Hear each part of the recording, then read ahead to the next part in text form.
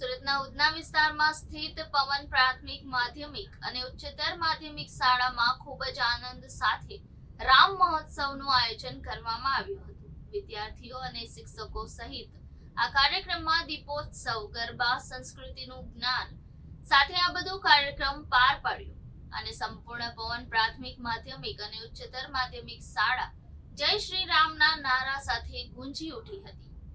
નમસ્તે, હું પિંકીબેન પટેલ, હું પવન એજ્યુકેશન ટ્રસ્ટની ટ્રસ્ટી છું। મારી શાળા નર્સરીથી ધોરણ 12 આર્ટ્સ, કોમર્સ, હિન્દી, ઇંગ્લિશ માધ્યમમાં ચાલે છે। આજે તમારી સ્કૂલમાં કેવી રીતના પ્રોગ્રામ રાખેલો છે?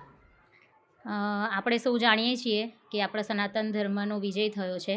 500 વર્ષ પછી રામલલ્લા અયોધ્યામાં પાછા આવી રહ્યા છે અને 22 તારીખે એનું મહા આયોજન છે। આપણા પ્રધાનમંત્રી શ્રી મોદીજીનો ધન્યવાદ કરવો જોઈએ કે આજની પેઢીને ત્રેતાયુગમાંથી કળિયુગમાં રામજી પધાર્યા છે। તો સમજો કે જ્યારે વનવાસથી એ પધાર્યા હતા 14 વર્ષ પછી, ત્યારે જે દિવાળી હતી એ જ દિવાળી આજે આપણે અનુભવ કરીએ છીએ કે ત્રેતાયુગની એ દિવાળી અને એ સમય કેવો હશે। આજના બાળકોને અને આજના પેઢીઓને ધર્મનું જ્ઞાન અને સંસ્કાર આપવા ઘણા જરૂરી છે।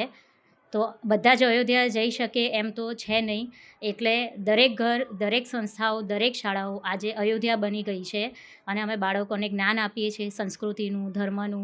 આમ તો દરેક ધર્મ સંસ્કાર શીખવાડે છે અને આપણે દરેક ધર્મને માન આપીએ છીએ, પણ આજે આપણા હિન્દુ સનાતન ધર્મનો વિજય થયો છે તો ઘણા હર્ષ અને ઉલ્લાસ સાથે આજે અમે રામ ઉત્સવ મનાવ્યો છે। મેડમ, કયા છોકરાએ કેવી રીતના બનાવવામાં આવ્યું છે? નર્સરી, જુનિયર, સિનિયર અને 1 થી 4ના બાળકો રામ, લક્ષ્મણજી, સીતાજી, સબરીજી બન્યા છે, હનુમાનજી બન્યા છે। અમે નાની અહીંયા આગળ રામ ભગવાન માટેની ઝૂંપડી બનાવી હતી, જેમાં શબરીજી રાહ જોતા હતા। બોર ખવડાવીને એમનું સ્વાગત કરે છે। અમે આરતી કરી છે, અમે એમનું ફૂલોથી સ્વાગત કર્યું છે। હવે અમે આરતી પણ કરી છે, એટલે મનમાં એક અનેરો એવો ઉત્સાહ છે। કણકણમાં રામ, હર ઘર મેં રામ।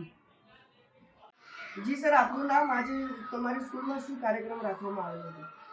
મારું નામ છે ડૉક્ટર ડી.એમ. પટેલ। મારી શ્રદ્ધા મલ્ટી સ્પેશિયાલિટી હોસ્પિટલ છે અને પવન પ્રાથમિક અને સેકન્ડરી સ્કૂલ પણ આપણી છે, જે અમારી દીકરી પિંકી ઉર્ફે ધારિણી બહુ સારી રીતે ચલાવે છે।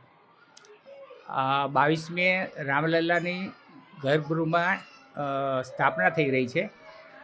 એ પ્રસંગે આજે અમારી સ્કૂલમાં એની ઉજવણી કરવામાં આવી અને છોકરાઓને એની બધી સ્ટિમ્યુલેશન કરવામાં આવ્યું અને છોકરાઓએ પણ રામલીલાની ઉજવણી રૂપે બધા જ રોલ ભજવવા માટે એમને તૈયાર કરવામાં આવ્યા। કેટલા સ્ટેન્ડર્ડના છોકરા જોડાયા છે અને કેટલાક છોકરાઓ છે?